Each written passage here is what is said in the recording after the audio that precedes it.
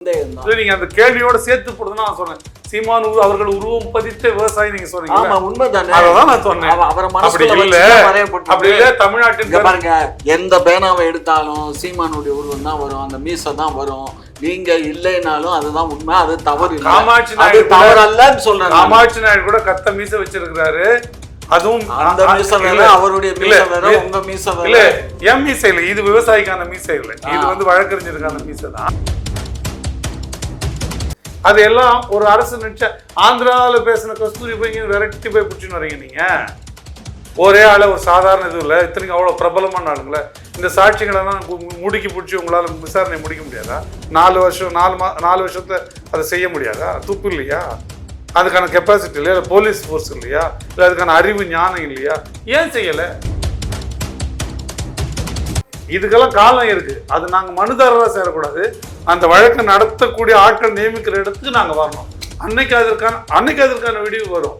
இன்னைக்கு நீங்களே நாடகம் போடுவீங்க, நீங்களே வந்து செந்தில் பாலாஜி மோசமானவங்க, நீங்களே செந்தில் பாலாஜி மினிஸ்டருக்கு வந்து மினிஸ்டர் ஆக்குவீங்க, நீங்களே அவர் கைது பண்ணிட்டு அது தியாகம் பண்ணுவீங்க. நான் என்ன அதோட சேர்த்தே கேட்கிறேன் நாயுடு, அதே சேர்த்து தான் கேட்கிறேன் நான். அந்த நாயுடுங்க தமிழை வளர்த்த நாயுடுங்களுக்கு தமிழன் மேல அக்கறை இருக்கா இல்லையான்னு கேக்குறேன். தமிழ் மேல அக்கறை இல்லைன்னா திருமலை நாயக்கர் அன்னைக்கு எல்லாத்தையும் தெலுங்கு நாயக்கர் இருப்பார்ல, விஸ்வநாத நாயக்கன் தெலுங்கு நாயக்கர் இருக்க முடியாது. அப்படிலாம் அவங்க நினைச்சிருந்தா அன்னைக்கு டிக்டாட்டர் சீப்பு தான் மோலியால மாறிட்டு இருப்பீங்க. அப்படி அன்னைக்கு இங்க பாருங்க, அன்னைக்கு எனக்கு அதுல பங்கு இருக்குங்க. அங்க 1,50,000 பேர் செத்து போனப்ப எனக்கு வலிச்சதுங்க. தேசிய தலைவர் வீழ்த்தப்பட்ட போது, மரணம் அடைந்த போது எனக்கெல்லாம் 2 நாள் தூக்கம் இல்லைங்க, 2 நாள் சாப்பாடு இல்லை. அந்த மே 18 நிகழ்வுலாம் அதை நம்பவே முடியல. அது ஆமா அப்படி ஒன்று நிகழ்ந்துச்சுன்னே ஒத்துக்கவே முடியல. என் தோல்ல கைய போட்டு நடந்துகிட்டு இருந்தவரை நான் இழந்து நிக்கிறேனே, எனக்கு எப்படி இல்ல அந்த கடமை உங்களுக்கு இருக்குன்னு தான் நான் சொல்றேன். அந்த கடமை உங்களுக்கு இருக்குன்னா அதை சொல்ல வேண்டிய தேவை உங்களுக்கு இருக்கா இல்லைன்னு நான் கேட்கறேன். எனக்கு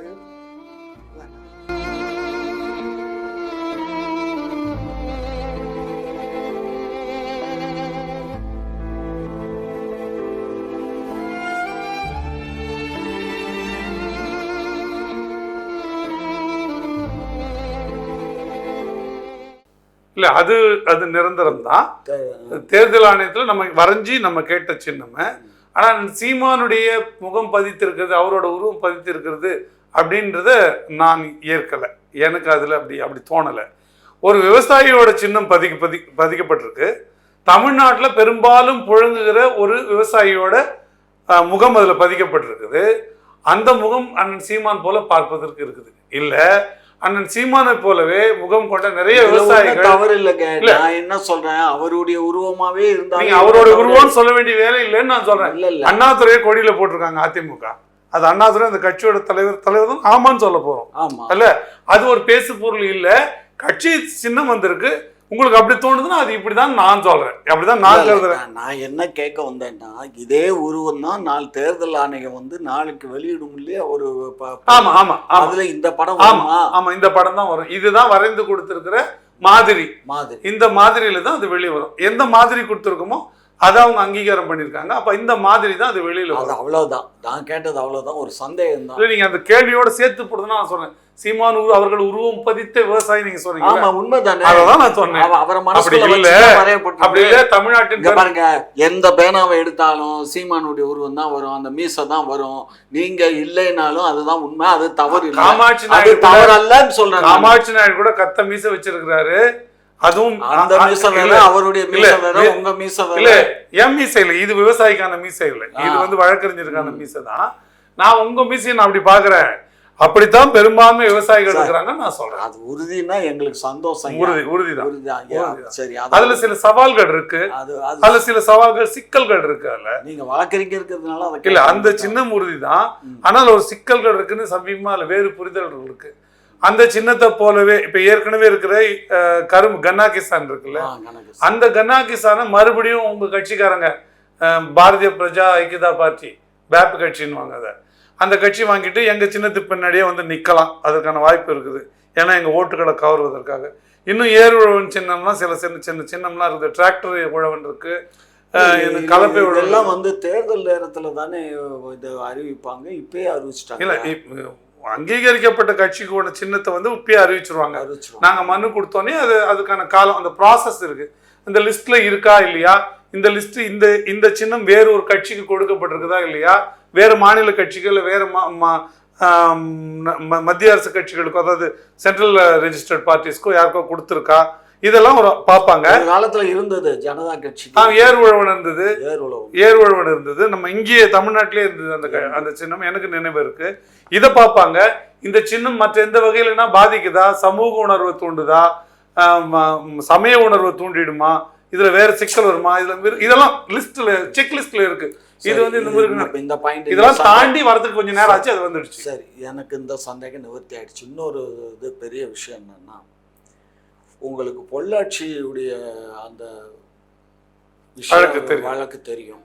அந்த வழக்குக்கு வந்து திராவிட முன்னேற்ற கழகம், அன்றைய அனைத்து இந்திய அண்ணா திராவிட முன்னேற்ற கழக ஆட்சியில் நடைபெறும் போது அதுக்கு மிகப்பெரிய போராட்டத்தை முன்னிறுத்தி நடத்தி அதையெல்லாம் நீதிமன்றத்தில் போராடி நாங்கள் இது பண்ணோங்கிறது உங்களுக்கு தெரியும். இன்றைக்கு வந்து அது தீர்ப்பு வந்திருக்கு. 9 பேருக்கு வந்து இரட்டை ஆயுள் தண்டனை, 3 ஆயுள் தண்டனை, சாகும் வரை சிறையிலிருந்து சாகணும்னு சொல்லியிருக்காங்க. இதை எப்படி பார்க்குறீங்க? இது திமுகவுக்கு கிடைச்ச ஒரு வெற்றி இல்லையா? திமுகவுக்கு இது வந்து திமுக இது செயல்படவில்லை என்பதற்கான ஆதாரங்கள் இதுவும் ஒன்று. ஏன்னா இது அதிமுக காலத்திலேயே இந்த வழக்கு தொடங்கிடுச்சு. அதிமுக காலத்திலேயே இதுல கைது செய்யப்பட்டாங்க எல்லாருமே. இதுல ஒரு 3-4 பேர் காவலர்களே இருந்து அதுல சம்மந்தப்பட்டவங்களும் இறந்தும் போனாங்க. இது வந்து ரொம்ப நாள் சிக்கலா வந்து இது ஓடிக்கிட்டு இருந்தது. திமுக இந்த வழக்கில் நடவடிக்கை எடுத்தே தீர்வேன்னு தேர்தல் நேரங்களில் பேசிச்சு. 21 பொறுப்பெடுத்த திமுக, ஆட்சிக்கு வந்த திமுக இதை ஏன் 25 மே வரைக்கும் கொண்டு வருது? அதற்கான காரணம் என்ன? ஏன்னா இது 1000 பேர் போட்டாங்க, செந்தில் பாலாஜிக்காக போட்டாங்க, 1000 பேர் குற்றம் சாட்டப்பட்ட வழக்கு இல்லை. அவ்வளோ ஆயிரக்கணக்கான பக்கங்கள் கொண்ட குற்றப்பத்திரிகை கொண்ட வழக்கு இல்லை. அப்போ ஏன் இந்த வழக்குகள் நடக்க தாமதமாகுது? இது ஒரு அரசியல் லாபத்திற்காக இது தள்ளி கொண்டாந்து இது இங்கே சேர்த்துருக்கு. இவ்வளோ காலகட்டத்தினால இது வந்து ஒரு ஆயுள் தண்டனையோடு போயிருக்கு. இன்னும் தீவிரமாக கூட அதில் போயிருக்கலாம். அந்த விதத்தில் வந்து இந்த தண்டனைகள் இன்னும் கூடவே கிடைச்சிருக்கணும். இன்னும் முழு தீர்ப்பு விவரங்கள் வரல. அது நம்ம அதை பார்த்துட்டு தான் சொல்லணும். இன்னைக்கு தான் நான் வந்திருக்கு அதோட தீர்ப்பு. அதனால் பார்த்து சொல்லணும். தண்டனை என்பது வரவேற்கத்தக்கது. ஆனால் அந்த இதுதான் இருக்கு நம்ம சிஸ்டத்தில். அந்த விதத்தில் அது அவ்வளோதான் கொடுக்க முடியும். நீதிபதி கொடுத்துருக்காங்க. இது காலதாமதம் இருக்கு, அதில் அரசியல் இருக்கு. இது ரெண்டை வந்து நான் எதிர்க்கிறேன். இதை திமுக நினைச்சிருந்தா 22லே செஞ்சிருக்க முடியும். 21 இறுதி இல்லை 22ல். கொடைநாடு கொலை வழக்கு அதே போல தான் இருக்கு. ஏன் முடிக்கல? அந்த கேள்வி நமக்கு பாக்கி இருக்கு. இவங்க தான் வந்து 10 அமைச்சர்களுக்கு மேலே ஐயா ஸ்டாலின் அவர்கள் தான் 2020 டிசம்பரில் போய் கவர்னர்கிட்ட மனு கொடுக்குறாரு. இவங்க பேர்லாம் நடவடிக்கை எடுக்கணும். தங்கமணி, வேலுமணி, பெரிய லிஸ்ட், விஜயபாஸ்கர் 2 விஜயபாஸ்கர், எல்லார் பேரையும் கொடுக்குறாரு. இவர் கொடுத்த குற்றச்சாட்டு உண்மைன்னா ஏன் தமிழக அரசு அன்னைக்கு நீங்கள் எடுக்க முடியாதுங்க? அன்னைக்கு அரசு உங்கள் கையில் இல்லை, நீங்கள் கவர்னர் கொடுத்தீங்க. இப்போ கவர்னர்கிட்ட மனு கொடுத்தீங்க. இன்னைக்கு நீங்கள் வந்த பிறகு ஏன் இந்த 4 ஆண்டு காலமாக நடவடிக்கை எடுக்கல? ஏன் இன்னும் நிலுவையில் வச்சிருக்கிறீங்க? நீங்கள் எவ்வளோ இதை நடவடிக்கை எடுக்காமல் இருக்க என்ன பணம் வாங்கினீங்க? அப்படிதான் இருக்கு. ஏன் நடவடிக்கை எடுக்கணும்? நீங்க தான் சொன்னீங்க. நீங்க கொடுத்து கொடநாடு நாங்கள் உடனே நடவடிக்கை எடுப்போம், நீதியை வழங்குவோம்னு சொன்னாலும் ஏன் இன்றைய வரைக்கும் நடவடிக்கை எடுக்கல? தங்கமணி அப்ப நீங்க அன்னைக்கு கொடுத்த புகார் பொய்யா? அன்னைக்கு நீங்க கவர்னர் கொடுத்த புகார் பொய்யா? புகார் மெய்யினா உங்க கையில வந்த பிறகு நீங்க ஏன் நடவடிக்கை எடுக்கல? நீங்க எதனா உள்குத்து கட்டிங்ஸ் வாங்கிட்டு இதை விட்டுட்டீங்களா? இந்த கேள்விகளோடய சேர்த்து பார்க்க வேண்டியிருக்குது. அப்படி பார்க்கும்பொழுது இதுவே ரொம்ப காலதாமதமான நீதின்னு தான் நான் பார்க்கிறேன். இல்லை, இப்போ ஏற்கனவே 2 முறை 3 முறை வந்து எங்கள் ஆட்சி வந்ததுக்கப்புறம் அந்த டிஎஸ்பிகளை மாற்றி போட்டு அவங்க வந்து அதில் சுணக்கம் காட்டுறாங்க காவல்துறை. அந்த வழக்கு நடக்கவே இல்லை. அது நடக்காத அளவுக்கு ஆட்களை மாற்றிக்கிட்டே இருக்காங்க.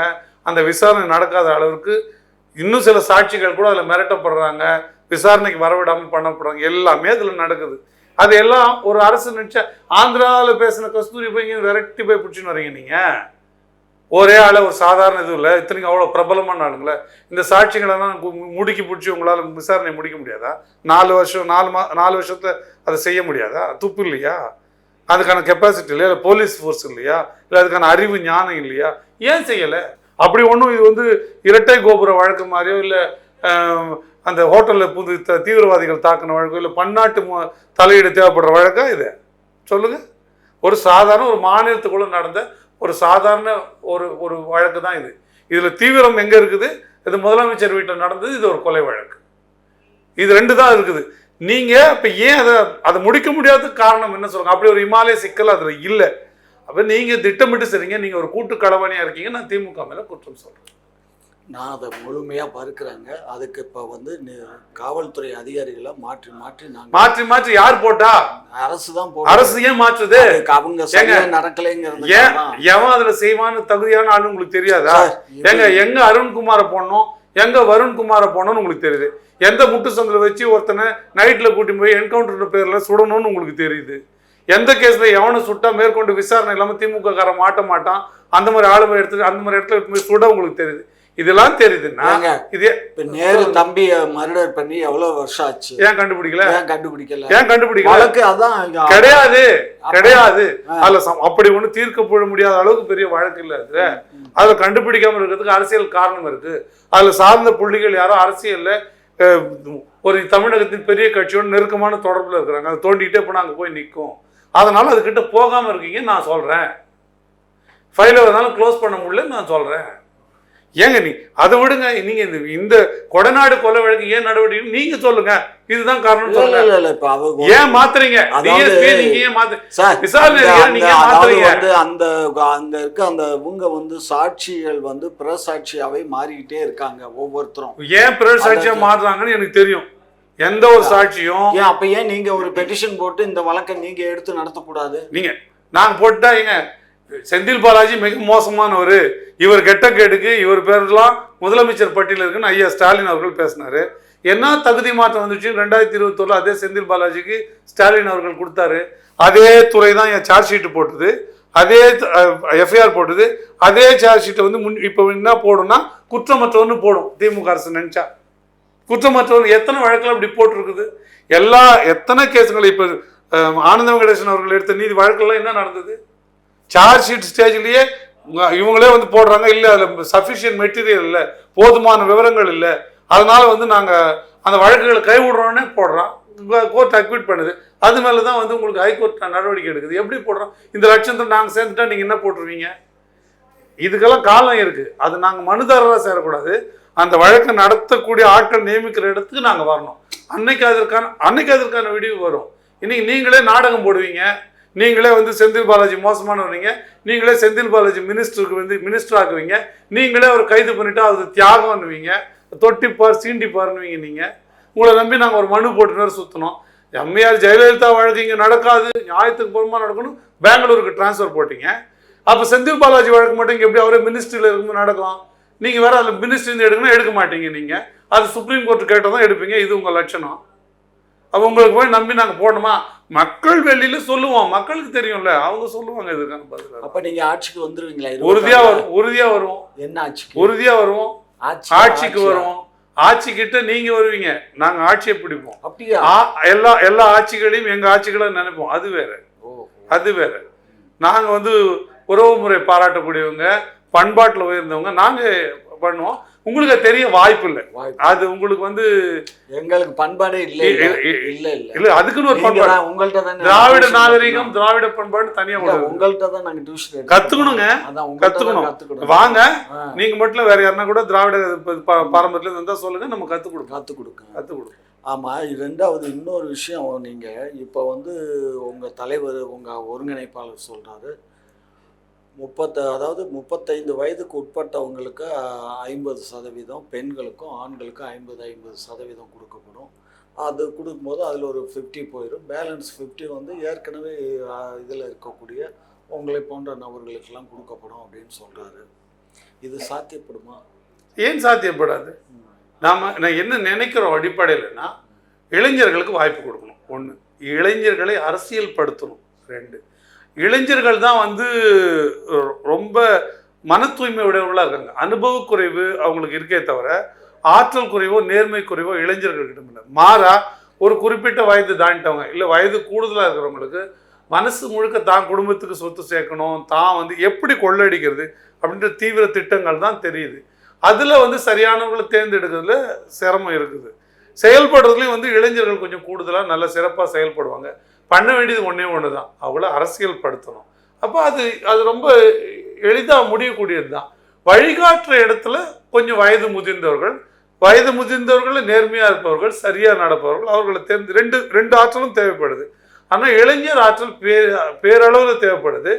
இளைஞர்களுக்கான சமூகமாக இது இருக்கும்பொழுது இளைஞர்கள் பிரச்சனை இளைஞர்கள் பேசுவதும், இளைஞர்கள் நின்று தேர்தலில் வெற்றி பெறுவதும், அவர்களுக்கான திட்டத்தை வகுப்பதும் சரியாக இருக்கும்னு அண்ணன் கருதுறாங்க. அந்த அளவில் அந்த முடிவு சரியானது தான். அரசியல் படுத்த நாம் தமிழர்கள் எந்த தம்பியுமே வந்து அரசியல் படுத்த தனியாக தேவையில்லை. நல்ல அரசியல் புரிதலும் தெளிவும் ஒன்று கட்சியில் இருக்கிறவங்களுக்கு இருக்குது. இல்லை அப்படி இருக்கிறவங்க தான் நாம் தமிழர் கட்சியை நோக்கி நகர்றாங்க. அந்த விதத்தில் இது ரொம்ப எளிமைதான். சாத்தியமா அப்படின்னு கேட்குற அளவுக்கு இல்லை. இப்போ நீங்கள் ஒரு விஷயம் 2014-15 எல்லாம் வந்து அவரோட உங்கள் அண்ணனோட இணைஞ்சவங்கெல்லாம் உங்களை மாதிரி நீங்கள்லாம் 2018 வந்து இணைஞ்சிங்கன்னு நினைக்கிறேன். ஸோ அந்த மாதிரி நிறைய பேர் இணைஞ்சிருக்கீங்க.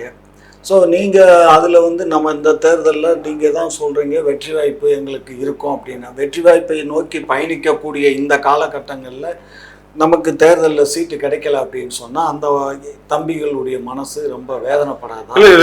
தேர்தல் படிகள்லாம் அதனால சுணக்க முடியாதா? நீங்கள் எத்தனை பேருக்கு எந்த தேர்தலையும் வாய்ப்பு கொடுக்க முடியும்? நீங்கள் சொல்லுங்கள். 234 பேருக்கு மட்டும்தான் வாய்ப்பு கொடுக்க முடியும்னா அப்போ கட்சியில் பல லட்சம் பேர் இருக்காங்க. அவங்க மொத்த பேருடைய மனசும் வேதனைப்படாதா? நான் உங்களுக்கு கேட்குறேன், திமுகவில் 234 சீட்டில் கூட்டணி கட்சிக்கெல்லாம் போக ஒரு 160 சீட்டு திமுக கொடுக்குறாங்க. மீதி பேரெல்லாம் மனசெல்லாம் அப்படியே சோகமாகி தேர்தலில் பங்கெடுக்காம போயிட்டாங்களா? இல்லை இது அதிமுகவில் போயிட்டாங்களா? சார் அவங்களுக்கெல்லாம் வந்து வெவ்வேறு காலகட்டங்களில் வெவ்வேறு காலகட்டங்கள் நாம் தமிழர் வெவ்வேறு பொறுப்புகளையும் கடமைகளையும் கொடுப்போம். பதவியும் காசும் இல்லை, பொறுப்பையும் வேலையும் கொடுப்போம். அவங்களுக்கான அங்கீகாரம். உங்கள் கட்சியில் வந்து பல லட்சங்களையும் கோடிகளையும் செலவு வைத்த தம்பிகளும் தும்பிகளும் பயணிக்கிறாங்கல்ல, அதையா பல லட்சியங்களையும் பல லட்சங்களையும் கஷ்டப்பட்டு இருங்க பல லட்சங்களையும் பல கோடிகளையும் லட்சியத்தை நோக்கி தான் செலவு பண்ணாங்களே தவிர பல லட்சங்களையும் கோடிகளையும் தான் எம்எல்ஏ ஆயிடணும், தான் எம்பி ஆயிடணும், தான் மினிஸ்டர் ஆயிடணும் பண்ணலங்க. அதனால அது நீங்க திமுக பாரம்பரியம் பாருங்க. இது கீழே விழுந்தாலும் மீசையில மண் ஓட்டலைன்னு பேசுறோம், கிடையவே கிடையாது. அப்படி அரசியல் கட்சி எதுக்கு நடத்துறீங்க? அரசியல் கட்சி எம்எல்ஏ ஆவறதுக்காக, இங்க பாருங்க எம்பி ஆவறதுக்காக நீங்க வந்து அரசியல் கட்சி நடத்துறீங்க. நீங்க வந்து ஒரு அசோசியேஷன் சங்கம் இருங்க, மக்களுக்கு ஒரு விழிப்புணர்வு உண்டு பண்ணக்கூடிய ஒரு சங்கம். அது திராவிட கட்சிகளோட விருப்பம். நாம் தமிழர் சங்கம் மாதிரி மாறிட்டா நல்லது, இயக்கமா தேர்தல் வராம எண்ணம் அப்படி. அது எண்ணம் இல்ல, அதான் சொல்றேன். இங்க யாரோ ஒரு நாம் தமிழர் தம்பி எம்எல்ஏ ஆக போறான், யாரோ ஒரு நாம் தமிழர் அண்ணன் எம்பி ஆக போறாரு. அவர்கள் அந்த வேலை செய்வார்கள். அவர்கள் மற்றவர்களுடைய முகமா அவர்களுடைய பிரதிநிதியா மற்றவர்கள் வேலை செய்ய போறாங்க. எல்லா கட்சியிலும் இதுதான் விதி. நீங்க சொல்றதுன்னா அதிமுகவில் திமுகவில் சீட்டு வாங்கின 160 பேர் வேற, 180 பேர் தவிர மற்றெல்லாம் சூழ்ந்த அரசியலே சுருண்டு படுத்துக்கணும். இதெல்லாம் வந்து எங்க தம்பிங்களை வந்து நீங்க வீழ்த்துறதுக்காக பேசுற பேச்சு. அவ்வளோ அக்கறை இருந்தா நீங்க அதுக்கெல்லாம் ஏற்பாடு பண்ணுங்க. இந்த 234 இன்னொரு நிறைய வேற மெத்தடு கொண்டு போங்க, எல்லாருக்கும் வாய்ப்பு கொடுக்கலாம். இந்த அமைப்பு முறைக்குள்ள என்ன வாய்ப்பு இருக்குதோ அதை தான் செய்ய முடியும். அதை தான் திமுக செய்யுது, அதை தான் அதிமுக செய்யுது. நாங்கள் 25-35 வயசுக்குள்ளன்னு இருக்கணும்னு பார்க்குறோம். 35 கோடி கொடுக்கணும்னு நாங்கள் பார்க்கலையே. திமுக எத்தனை கோடி செலவு பண்ணுவோம்? 30 கோடி செலவு பண்ணியா, 100 கோடி செலவு பண்ணுவியா? யாருக்கும் போட்டி? நீ 100 கோடி வச்சிருக்க, நீ 10 கோடி வச்சிருக்க, யாருக்கு 100 கோடிக்காரனுக்கு வாய்ப்பு கொடு. அதானே திமுகவோட எலிஜிபிலிட்டி. அதையா நாங்கள் பண்ணுறோம். நாங்கள் வயசை பார்க்குறோம், தகுதியை பார்க்குறோம். அந்த ஆற்றல் இருக்குதா, ஒரு விஷயத்தை புரிந்து கொள்ளக்கூடிய, மக்கள் பிரச்சனையை புரிந்து கொள்ளக்கூடிய ஆற்றல் இருக்குதான்னு பார்க்குறோம். அதுதானே சரியான அணுகுமுறையாக இருக்கும். நாங்கள் ஒன்றும் நேர்காணல் வச்சு காசு வாங்கிக்கலையே. அப்ளிகேஷன் பரிந்துரைக்கு ஒரு காசு, பரிந்துரைக்கு கையெழுத்து போடுறதுக்கு ஒரு காசு நாங்கள் வாங்கலையே. அப்போ இதுதான் சரியான அணுகுமுறை. அதனால் நீங்கள் எந்த நேரத்திலும் எந்த தேர்தலையும் நீங்கள் சமூக நீதி பாலின சமத்துவம்னு முடிவு பண்ணிட்டீங்கன்னா 117 பெண்ணுக்கு வாய்ப்பு கொடுத்தா 117 ஆணுக்கு தான் வாய்ப்பு கொடுக்க முடியும். அந்த 117 பேர் யாருன்றது பல காரணங்கள். யாரும் உழைக்காதவங்களோ பங்களிப்பு கொடுக்காதவங்களோ மீதி பேர் இல்லை. அப்படி வந்து குறைத்து மதிப்பிடவே இல்லை நாம் தமிழர் கட்சி. எனக்கே தனிப்பட்ட முறையில் தெரியும். இந்த 117 பேர் தான் தகுதியானவனா இல்லை. இந்த 117 ஆண்களை தாண்டி பல ஆயிரம் பேர் தகுதியானவர்கள், திறமை உள்ளவர்கள், ஆற்றல் உள்ளவர்கள் இருக்கிறாங்க. ஆனால் நம்ம சில வரமுறைக்கு உட்பட்டு தான் சமூக நீதி பேசுகிறோம். 2 வண்ணாருக்கு அதில் வாய்ப்பு கொடுக்கணும்னு நினைக்கிறோம், 2 குயவருக்கு வாய்ப்பு கொடுக்கணும்னு நினைக்கிறோம். நாம் தமிழர் கட்சி தான் மன்னாருக்கும் குயவருக்கும் வாய்ப்பு கொடுக்கும், திமுக கொடுக்காது, நீங்க தெரிஞ்சுக்கங்க. அப்ப அதுக்கு வாய்ப்பு கொடுன்னு நினைக்கும் போது யாரோ அது பெரும்பான்மை சமூகத்தை சேர்ந்த தம்பி அந்த வாய்ப்பை இழக்கிறார். ஆனா இழக்கல, அதை மனமும் வந்து இன்னொரு சமூகத்துக்கு கொடுக்குறாருன்ற பொருள். அப்படிதான் இயங்க முடியும். அதுதான் அப்படிதான் இந்த அமைப்புகள வாய்ப்பு இருக்கு. அதனால நீங்க கொடுக்கலன்னா சுதந்திரம் ஆயிட்டாங்கன்னா நீங்க என்ன மூட்டி விட பாக்குறீங்கன்னா உங்களுக்கெல்லாம் கொடுக்க மாட்டாங்க போல இருக்குது, நீங்க எல்லாம் கலகம் பண்ணுங்கன்னு காமாட்சி நாயுடு சொல்றாரு, நான் எடுத்துக்கணும். அப்படிதான் அதோட பொருள். இல்ல இது திமுக பத்தி கேட்கலையே, 160 பேருக்கு தான் திமுக வாய்ப்பு கொடுத்துருக்காங்க, மற்றவங்களாம் சோர்ந்து போக மாட்டாங்களா?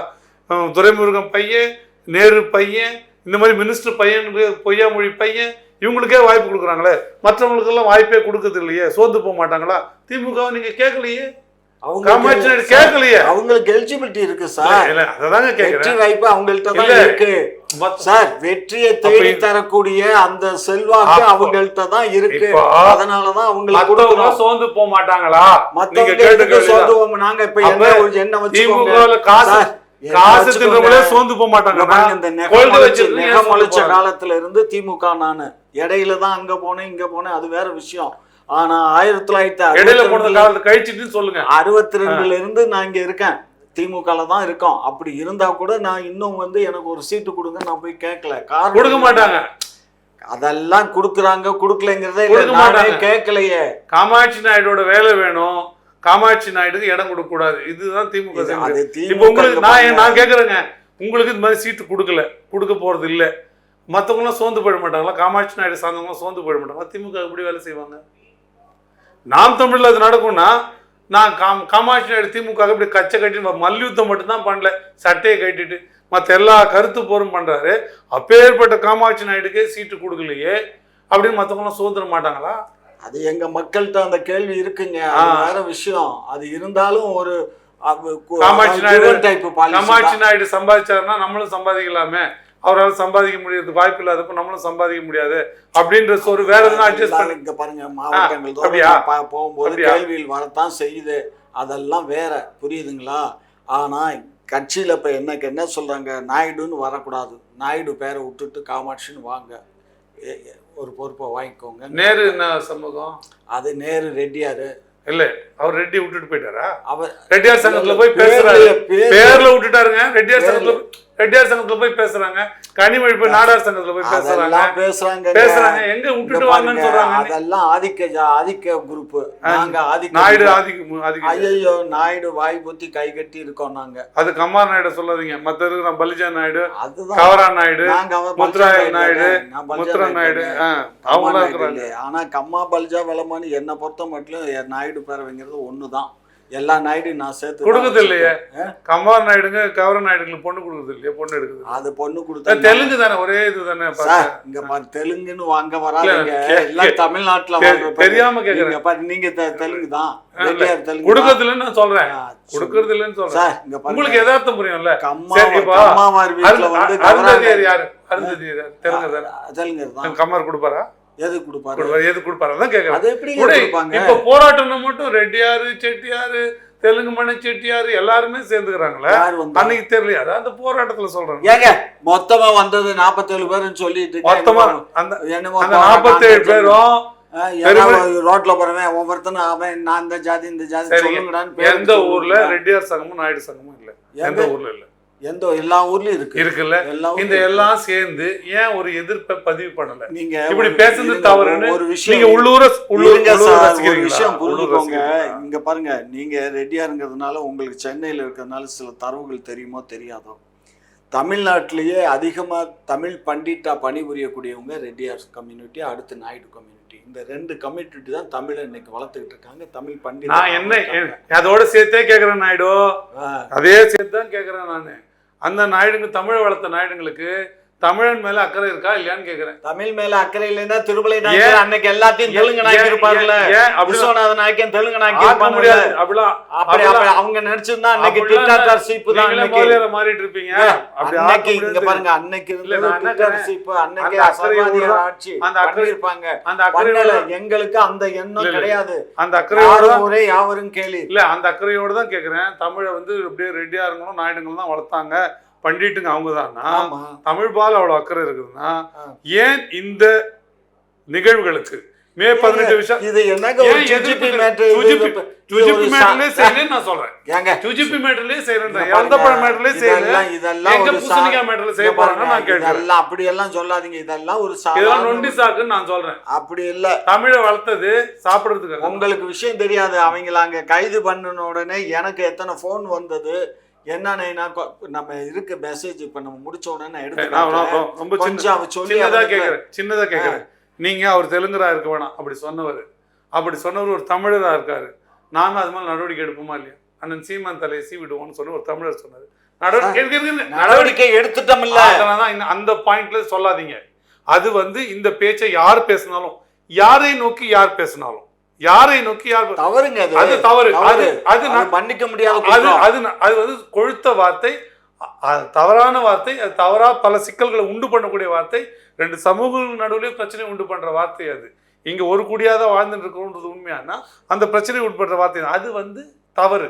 அதை விட்டுடுங்க. இல்ல இது உணர்வு அடிப்படையிலானதுன்னா தமிழை அப்படி வளர்த்தவர்கள் ஏன் இந்த கருத்தை சொன்னா அந்த மதிப்போடையே கேட்கிறேன், அந்த நம்பிக்கையோட கேட்கிறேன்.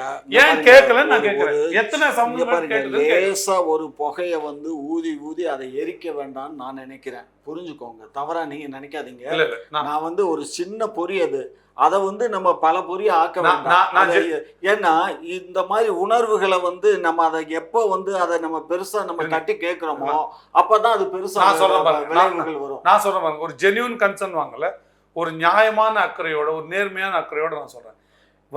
பல இடங்கள்ல தெலுங்கர்களும் தமிழர்களும் ஒரு கூடியா தான் வாழறாங்க. பல இடங்கள்ல உணர்வே தெரியாம வாழற, இது வித்தியாசமே தெரியாம வாழற எத்தனையோ தெலுங்கர்களை எனக்கு தெரியும். தெலுங்குன்னு உணர்வே இல்லாமல் எல்லா பெட்ரூம் வரைக்கும் புழங்க விடுற தமிழர்களும் எனக்கு தெரியும். நான் அவ்வளோ நெருக்கமாக தான் நம்ம இருக்கிறோம். அப்போ அப்படிப்பட்ட இடத்துல இப்படி ஒன்று வருதுன்னா ஒரு தெலுங்கு கூடியா, இப்போ நான் எனக்கே சொல்கிறேன், இது தவறு. இப்படி ஒரு கருத்து வெளியிடுறது தெலுங்கர்கள் இப்படி வெளியிடுறது தவறு. அது விஷால் செய்தாலும் தவறு தான், மற்ற அமைப்புகள் செய்தாலும் தவறு தான் அப்படின்னு சொல்ல வேண்டிய கடமை எனக்கு தனிப்பட்ட ஸ்ரீதருக்கு ஒரு தெலுங்கராக இருக்குது.